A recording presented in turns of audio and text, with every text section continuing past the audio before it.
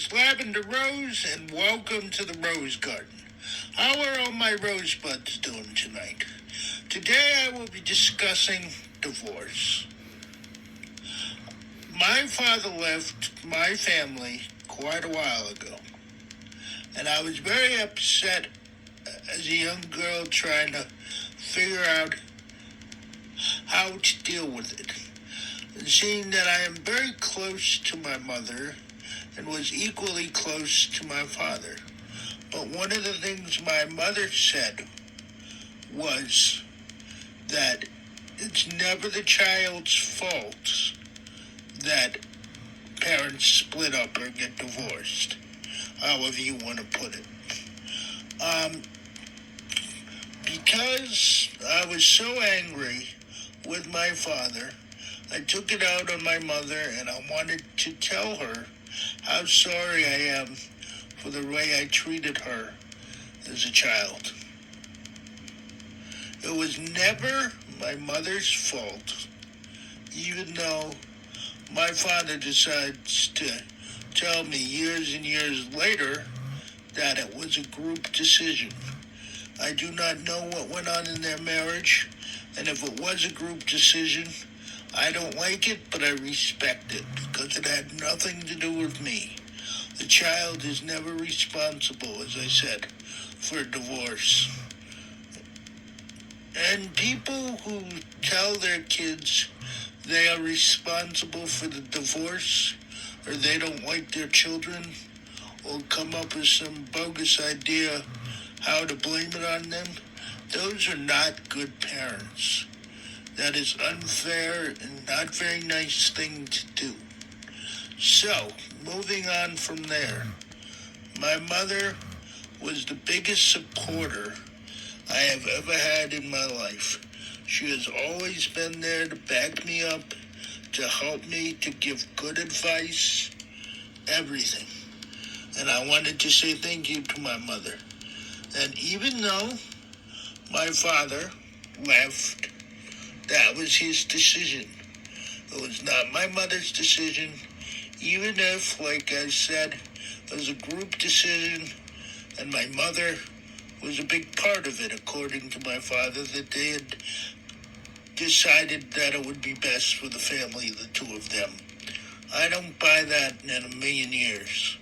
My mother would never deliberately do that to me, but I do not know their situation in their marriage, and it's none of my business to know, and I will not ask either my mother or my father about their business and how they conducted their marriage.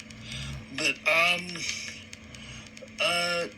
basically, I feel like kind of sad every day, because I wish he had been there to see his daughter grow up into a wonderful woman. But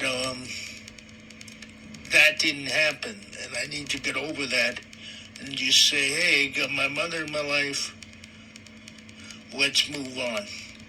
It's not going to change. He's not going to come back. He did not leave and plan to come back. He's gone. Not from this earth, but from my life. And that is very hard. In my personal opinion, I feel the same way, almost like he had died, because he has not been present in my life. Now he is very sick, and I feel really bad for him. He's very, very sick.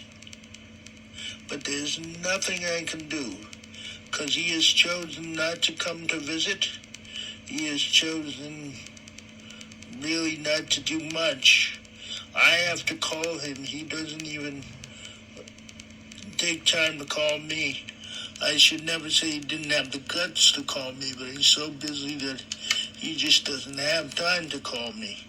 I talk to my mother all the time, and I tell her how much I love her. I talk to her all the time, and I let her know that I respect her, not so much that he respected her with son and husband, daughter and and you having a daughter and being involved in a marriage are two different things, basically.